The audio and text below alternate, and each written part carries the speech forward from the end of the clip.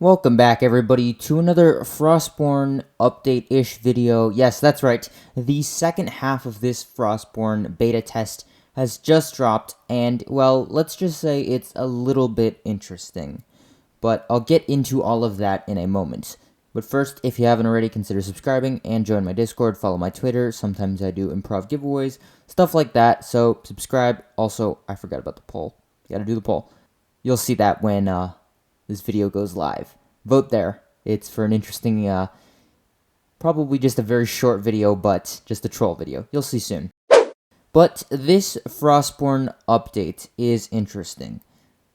Now that they've dropped the second half live, it's the temporary event, but in the sense that it's just like Truce. It's not necessarily an event when you look at it from the game perspective, but when you look at it from the point of view of a developer, I could totally see why they would describe it as an event. And I guess it makes a lot more sense why they described Truce originally as an event.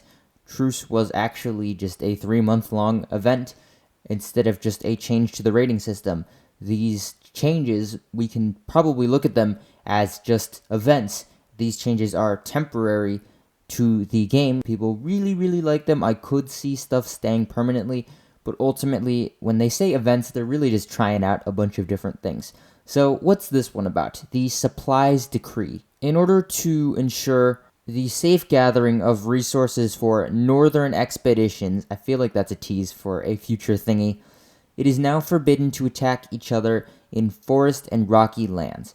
Hunters for maple and copper are admitted to this new zone without such restrictions. What they mean is the normal zones, that being the green, yellow, and red forest and stone zones, are now free of PvP. PvP will now be limited to this one very specific zone. Well, you can also fight in the rifts, but now it'll also be largely focused in this zone, so you don't have players just randomly roaming the farming zones looking for just free resources. I can totally see this new zone becoming sort of the Rifts 2.0, as it's the good spot to get maple, it's the good spot to get copper. What you're watching in the background is gameplay of me just running around the zone, both the single side and family side, so you can go in with both opportunities. Now, I suppose the trade-off. A lot of people really, really, really liked the truce, and a lot of people didn't like the truce. So, Frostborn's way of sort of appeasing the players who really wanted truce to stay in the game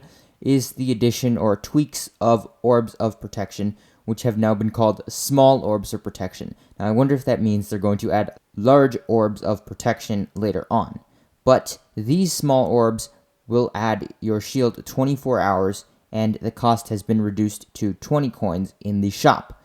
However, as a free-to-play player, you can now get them in the noble and royal treasuries. I'm assuming that means silver and gold treasuries at the Sanctum of Odin, with a 25 and 100% chance respectively. So, tweaking with those other raid changes, we know that the shield action time has been changed to 96 hours, and what they originally said in their patch notes was the orb of protection, the regular orb, they don't describe it as the small orb of protection, grants 48 hours of shield time. Now, I wonder if that gives you enough time to clear Odin's multiple times to get those orbs of protection, so you technically don't need to be raided. I'd need to look into that a little bit more, or maybe someone has a comment down below. I'll make sure to pin that if it is possible. As I said in my last video, a lot of people are going to be angry, and by the looks of a bunch of my comments, people weren't too happy. Now, I know these comments are kind of a little bit skewed because people who watch this channel are less inclined to be the people who play Frostborn 24/7, as opposed to someone like JCF's channel, where you have Frostborn pros who lurk there all the time, who would definitely be a lot more inclined to like the truce removal, as opposed to people who watch this channel, who are probably a little bit more casual in terms of the Frostborn approach. Honestly, I still think that I prefer the truce event instead of putting no more PvP in a few zones. I know it was a little bit annoying to have some dude in max purple gear run up to you, but then again, if you go to a zone, I could totally see that being fair game for PvP, whereas if you're at your base, I prefer that to be more of a relaxed area. If you want to raid, you can raid, but if you don't want to raid, you didn't have to raid.